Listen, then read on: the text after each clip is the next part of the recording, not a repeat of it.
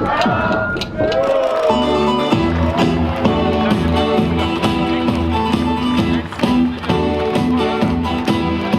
donc les choses vont assez vite. On a fait ce record du monde, maintenant on présente ce véhicule pré-industriel qui va servir pour recueillir les besoins des usagers et aussi les remarques des usagers pour avoir un véhicule qui corresponde au mieux à ce que les gens veulent, parce qu'on ne peut pas nous tout deviner d'un coup, aucun ingénieur n'est capable de faire ça. Donc la meilleure façon d'avancer, c'est de se frotter au grand public, de se frotter aux remarques, aux critiques, et de le corriger pour avoir quelque chose qui soit amélioré pour les Jeux Olympiques, pour la démonstration qu'il y aura durant les Jeux Olympiques, et ensuite refaire un retour d'expérience pour avoir quelque chose qui soit complètement abouti pour la première ligne prévue pour Nancy en 2026. Donc il y a beaucoup de travail, beaucoup d'homologation à réaliser. Il faut qu'on accélère encore, qu'on embauche encore, mais c'est un fantastique projet. Alors, le fait que la capsule soit petite, c'est surtout sur la largeur, car c'est ça qui dimensionne la taille des voies et la taille de l'emprise urbaine.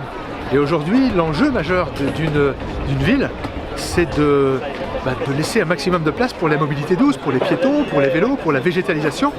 Et donc notre idée, c'est de prendre ce minimum d'espace en finalement l'utilisant au maximum. C'est-à-dire qu'on fait circuler les gens plus vite, plus fin, un petit peu comme sur Internet, avec moins d'espace entre les véhicules, plus de fréquences, mais moins de taille, c'est un petit peu comme dans les processeurs.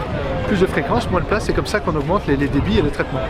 Alors aujourd'hui sur le site qui est prévu durant les Jeux Olympiques, ce sont des rails comme ceux du circuit de Tomblaine, avec une voie complètement protégée pour avoir cette première étape de sécurité, on va dire simplifiée, avec une pause en mode comme un métro, c'est-à-dire que tout est protégé pour qu'il n'y ait personne sur la voie. Nous travaillons pour le site de Nancy à une voie qui soit incrustée dans la chaussée, ou qui soit posée au sol simplement, mais qui laisse traverser les fauteuils et les vélos avec un minimum d'écart, afin de respirer, que la ville respire au mieux et que la vie y soit plus douce. On a eu la chance vraiment d'avoir un cadre, un écrin extraordinaire ici à Nancy. Les Nancéens aiment ce projet, comme on peut voir, le suivent, et ça fait plaisir. Je crois que c'est le collectif avant tout. Là, on est là. Il fait 25 degrés, il y a des milliers de personnes sur la plastane qui boivent des coups, qui profitent, qui viennent, qui déambulent, qui posent des questions. C'est ça le ville à poser, c'est ça aujourd'hui qu'on cherche à faire, et donc c'est un bon début. Maintenant encore une longue marche, beaucoup d'épreuves, rien n'est garanti, mais on va tout faire pour y arriver.